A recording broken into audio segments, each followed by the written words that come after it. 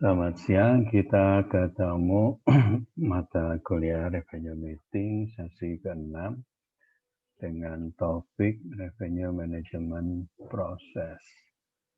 Jadi biasanya di hotel kalau kita melakukan Revenue Meeting itu di di chair atau dikepalai oleh Director of Revenue Management sebagai meeting leader. Kalau nggak ada Director of Revenue berarti Revenue Manager atau e-commerce. Yang kedua dihadiri oleh General Manager, ketiga para Eskom yang mulai dari Director of Sales and Marketing, Room Division Manager, Front Office Manager, Executive Housekeeper, Food and Beverage Manager, Catering Manager. Ya, Catering Manager penting karena dia akan membahas masalah bangket di sini nantinya. Nah, yang keempat biasanya kalau memang hotelnya besar itu ada e-commerce atau digital marketing manager juga ikut karena dia akan membantu nanti dengan pola penjualannya ke depannya seperti apa yang harus dilakukan terhadap strategi-strategi pemasaran yang dijalankan. Nah, masing-masing member ini harus disiplin waktunya datang. Biasanya kita menjalankannya di hari Kamis. Nah, di hari Kamis sore itu kita akan membahas adalah project revenue meeting yang minggu sebelumnya ya.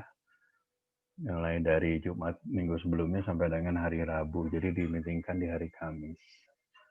Kemudian objektif dari revenue meeting ini adalah kita membuat satu strategi yang dibuat bisa mingguan, 2 mingguan, sebaiknya sih 2 mingguan ya untuk lebih lebih presisi terhadap strategi pemasaran di hotelnya, apa yang akan dilakukan dalam seminggu ke depan, 2 minggu ke depan, sebulan ke depan. Baiknya sih 1 minggu sekali ya, jadi setiap hari Kamis atau setiap hari Jumat disesuaikan dengan masing-masing hotelnya ya.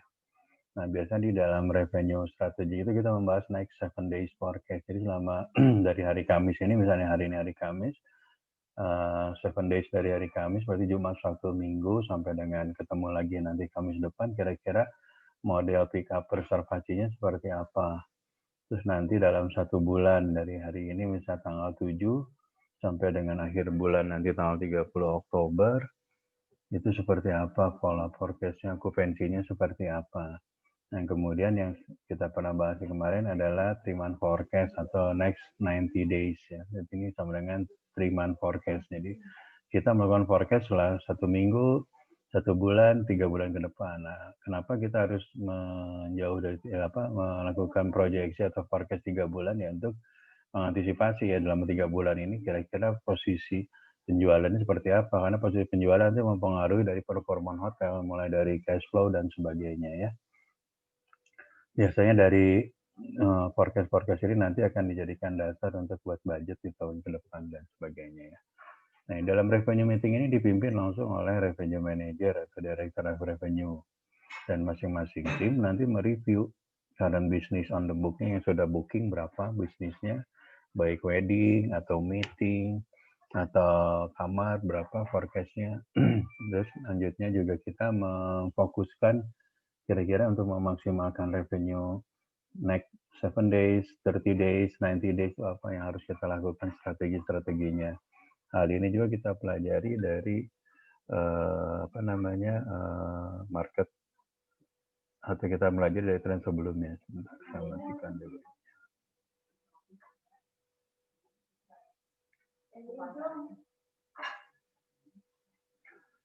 Oke. Jadi dari masing-masing departemen itu memberikan presentasi berapa posisi forecast saat ini, actualnya berapa dibanding dengan forecast minggu lalu ya.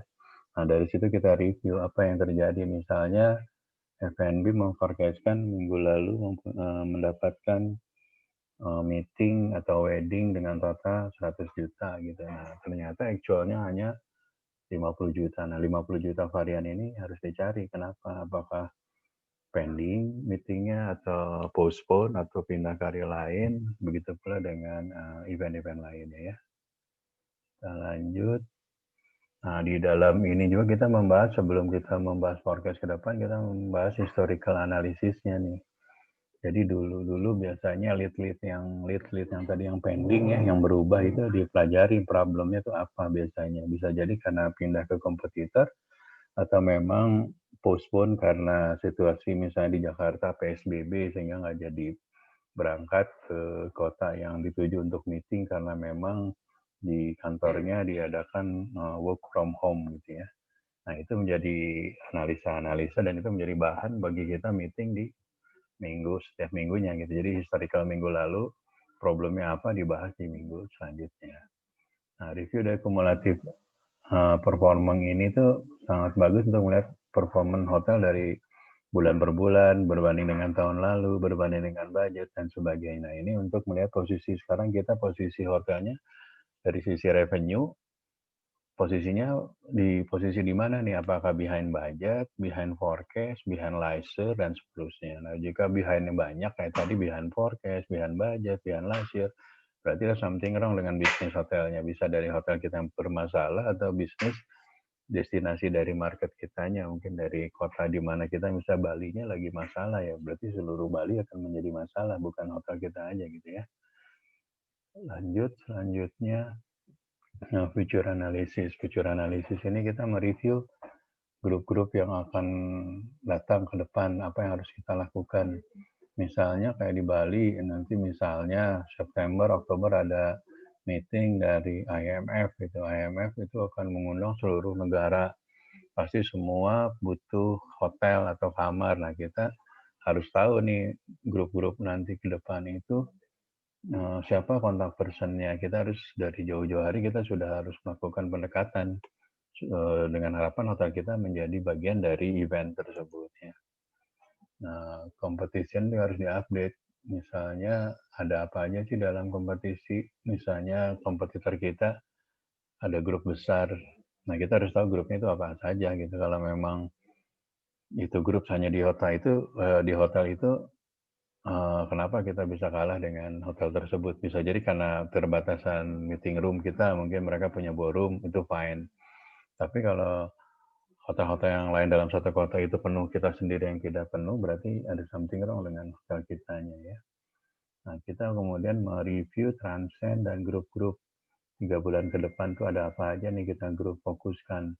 Pastikan semua sales manager grup-grupnya sudah di keep, jangan sampai diakuisisi dengan kompetitor. Nah ini kita harus jagain nih sampai 3 bulan itu harus selalu diupdate gitu. Jadi setiap meeting ke meeting nanti sales manager atau director sales akan update untuk 3 bulan ke depan atau sebulan ke depan ini grup-grup yang sudah udah on hand apa aja yang sudah booking, masih tentatif apa aja yang confirm.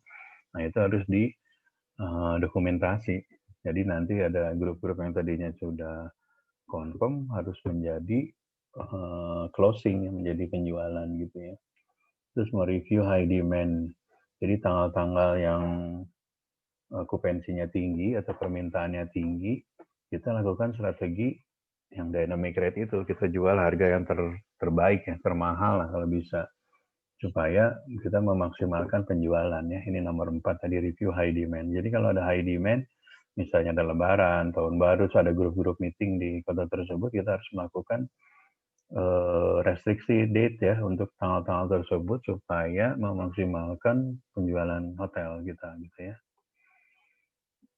Nah ini tuh kita harus pastiin kayak grup-grup yang sudah definite ini kita harus pastiin kalau bisa kontraknya sudah ditandatangan sebelum event untuk menjaga supaya grup ini tidak pindah ke tempat lain dan kita harus keep communicate sama bookersnya jangan sampai grup-grup besar seperti IBM yang meeting di kota misalnya di Jakarta gitu kita harus jagain jangan sampai pindah ke grup atau hotel lain ya.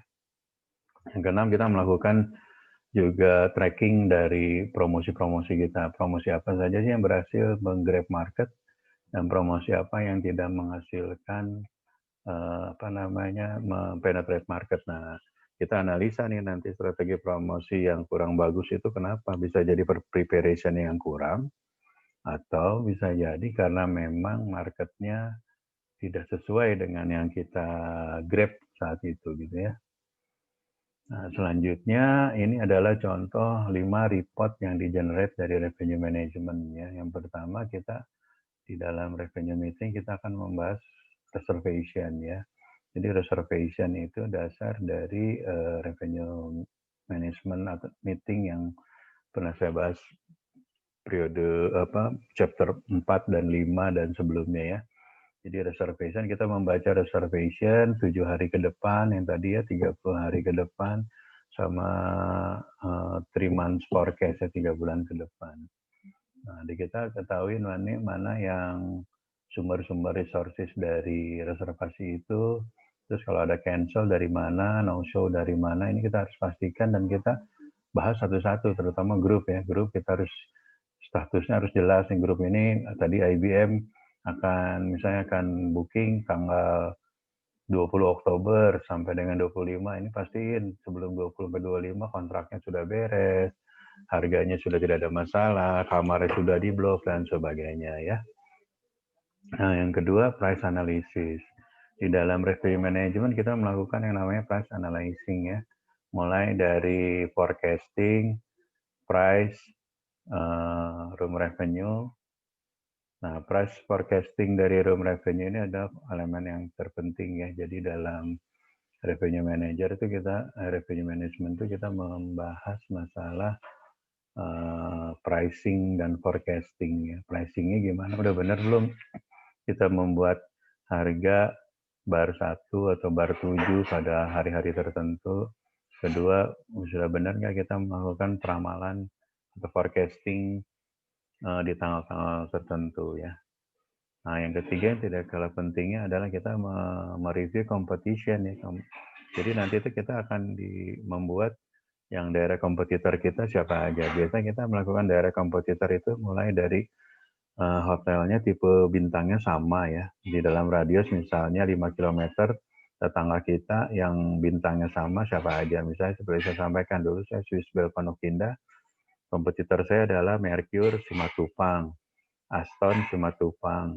Sekarang ada Alof Simatupang. Nah itu brandnya berbeda-beda tapi level startnya sama di bintang 4.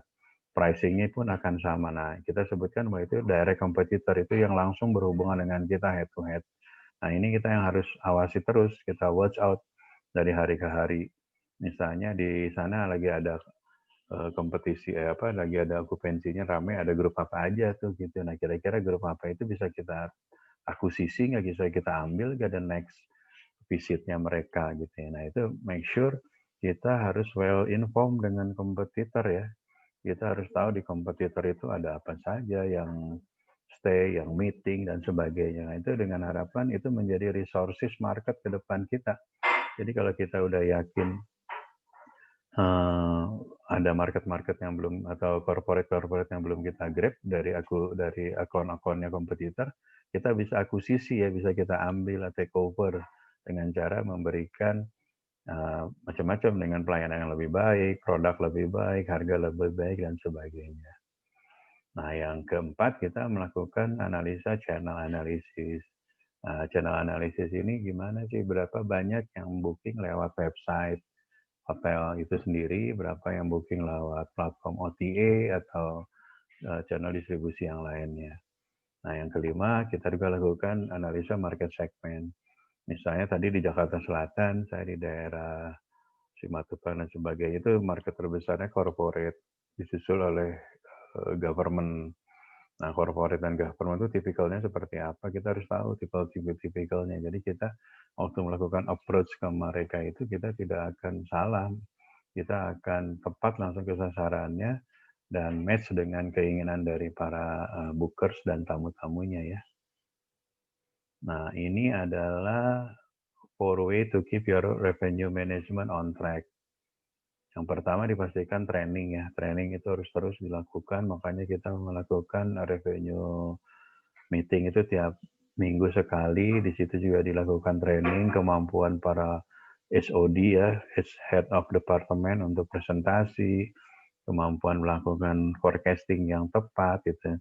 Nah, kalau hotel udah bagus itu dia bikin forecastnya akan selalu mendekati ke actualnya ya. Misalnya ada hotel di Jakarta bintang 5, dia sudah lama, dia platform atau pola dari tren booking itu udah ketahuan, dan setiap hari misalnya same day reservation-nya orang yang go show itu rata-rata misalnya 20 kamar.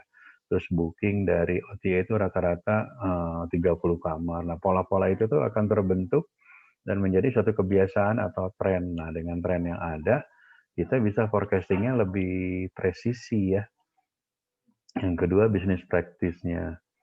Nah, di dalam revenue meeting itu kita juga melakukan creative meeting ya, kira-kira apalagi nih bisa memperbaiki bisnis kita, strategi pemasaran apalagi gitu, dilakukan yang strategic planning nantinya ya. Nanti kita bikin strateginya seperti apa, nanti model pemasarannya bagaimana, di revenue meeting lah kita melakukan itu. Nah, yang ketiga, revenue supportnya nih kira-kira apa aja nih untuk ngejar F&B jualan food delivery. Berarti kan harus ada alatnya, ada kendaraannya, ada orangnya, dan sebagainya.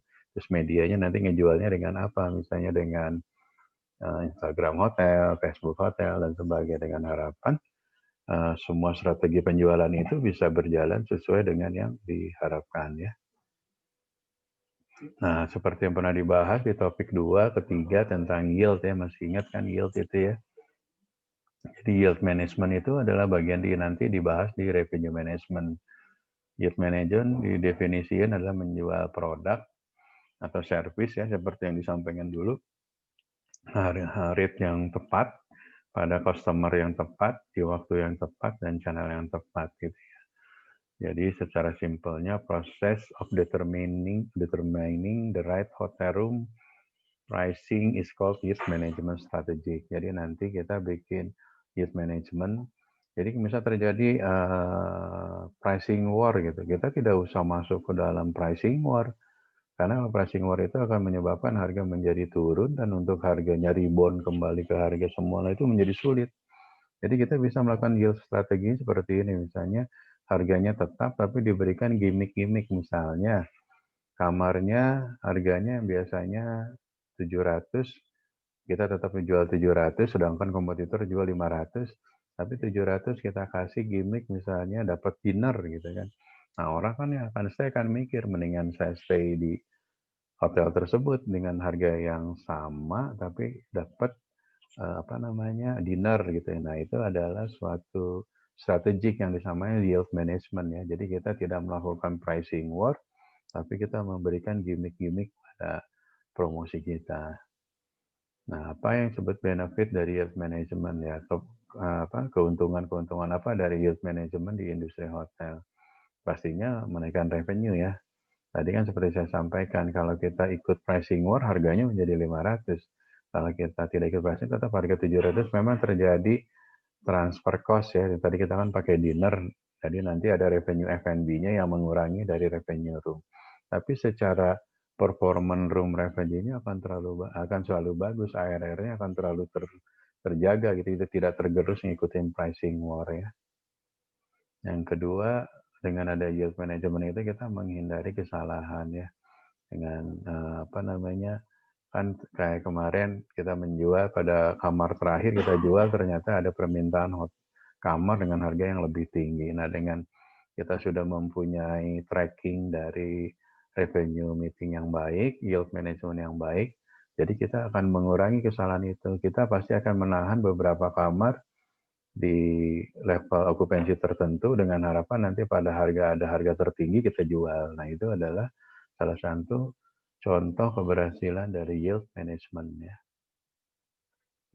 Nah, di dalam revenue management ada pengaruh juga dari yang saya sampaikan adalah OTA ya, online travel agent ya, di mana online travel agent ini kan mempunyai platform yang sangat menarik sehingga user friendly, sehingga banyak para tamu juga menggunakan platform OTA ini untuk booking. Lebih senang menggunakan OTA dibanding pakai websitenya hotel, kecuali kalau market tamu yang sudah loyal pada satu brand ya. Misalnya di Marriott ada Marriott Bonvoy. Jadi kita akan menjaga bagi setiap membernya Marriott lebih murah booking menggunakan Marriott Bonvoy atau Marriott website ya, dibanding dengan platform. Nah, kalau market yang sudah loyal, kita sangat nyaman. Dia pasti menggunakan platform dari website kita, tidak menggunakan OTA. Tapi bagi hotel yang brandnya belum kuat, pasti semua tamu akan memilih pilihan menggunakan OTA terlebih dahulu gitu. Karena di OTA itu kita bisa perbandingkan kan harga di kota yang sama, lokasi yang sama, bisa mulai dari harga yang paling murah, terus kamarnya luasan yang paling besar dan sebagainya. Jadi kelebihan dan kekurangan OTA seperti itu bagi hotel. Ada menjadi kelebihan bagi hotel yang brandnya tidak kuat, tapi bagi brand yang kuat cukup dengan websitenya itu ya. Nah, ini adalah keuntungan dan disadvantage kalau kita menjual dengan OTA ya. Keuntungan tadi kita bagi dua ya, hotel yang mempunyai brand kuat dan tidak brand kuat ya. Keuntungannya low cost method selling accommodation service ya, low cost karena kita menggunakan platform orang dibanding kita bikin platform sendiri, investasinya cukup mahal ya. Terus mengurangi online marketing spend karena OTA ini juga dia akan melakukan promo-promo. Jadi kalau kita misalnya ikut di Traveloka, ikut programnya kita akan ada namanya misalnya Traveloka Flash gitu. Dia akan menjual hotel-hotel di harga murah di harga misalnya di hari Selasa dan Kamis. Nah, itu yang melakukan promosinya kan OTA-nya, Travelokanya bukan hotelnya. Jadi tidak ada cost marketing di situ atau tidak ada expense marketing ya. Terus review yang baik dari OTA juga akan menambah confident dari orang booking. Jadi kalau kita booking kan biasa kita lihat juga komen-komen tamunya, ada komen yang baik dan ada komen yang jelek. Nah, komen yang baik ini akan membantu menaikkan ranking hotel tersebut di platform OTA sehingga menarik tamu untuk booking di hotel kita ya. Terus user can easily compare, itu yang saya sampaikan, dia akan mudah mengcompare harga satu hotel dengan hotel lain di lokasi yang sama. Beda kalau pakai website kan. Misalnya kalau website Marriott di Bandung banyak kayak enak, tapi kalau website itu di hotel itu di kota tersebut hanya satu, ya hotel ini cuma satu. Tapi kalau di OTA kita bisa hotel compare dengan hotel dalam satu provinsi, satu negara dan satu kota ya. Nah, namun ada ketidakuntungannya bagi hotel menggunakan OTA. Yang pertama komisi ya, karena hotel harus bayar komisinya cukup tinggi 10 sampai 15, tapi beberapa hotel harus bayar sampai 25 sampai 27%. Tergantung dari dealing-dealing dengan OTA-nya tersebut. Terus seperti yang saya sampaikan dulu ada allotment nih, jadi kita tidak bisa membuat restriktif cancellation tuh karena kita udah ada kontrak. Kita misalnya ada kontrak dengan Traveloka allotment 10 kamar. Nah, 10 kamar itu harus kita jagain, nggak boleh dijual ke tempat lain tuh. Karena kita udah ada kontrak bahwa kita itu 10 kamar setiap hari buat Traveloka. Suka atau tidak suka, terjual atau tidak terjual, 10 kamar itu udah miliknya Traveloka. Nah, problemnya kalau Traveloka tidak bisa menjual 10 dari kamar itu, kita akan tidak ada kesempatan menjual ke tempat lain. Karena kita udah ada kontrak allotment 10 kamar dengan Traveloka. Nah, kemudian jika para bisnismen menggunakan OTA,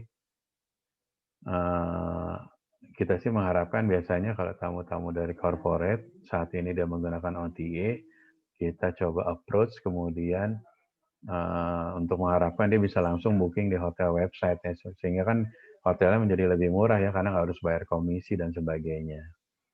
Nah, terus yang lainnya ada investasi dari banyaknya ini kan mempengaruhi juga, kita harus bikin strategi di berbagai berbagai platform, itu mempengaruhi juga butuh waktu dan butuh biaya ya. Nah, ini adalah pemain-pemain dari OTA terbesar ya di dunia ya. Di Asia biasanya yang kuat adalah Booking.com, ada Skyscanner, Expedia, TripAdvisor, dan Agoda ya. Nah, ini 3 besar di Asia biasanya mereka menggunakan either Booking.com atau Agoda ya. Tapi kayak China dia punya ada namanya sendiri platformnya ya, China Trip dan sebagainya. Nah, ini yang tadi kita sampaikan keuntungan dan kerugian ya. Ternyata kita tuh lebih untung kalau tamu kita direct booking ke hotel kita menggunakan website kita. Jadi keuntungannya itu bisa sampai dengan 80% ya. Jika langsung booking ke kita karena ada komisi, nanti ada komisi di sini nih. Kalau lewat OTA itu kan dengan harga yang sama nih ya. Kita harus kalau ini kan direct booking kita cuman komisi hotel segini, ini komisi menggunakan OTA segini.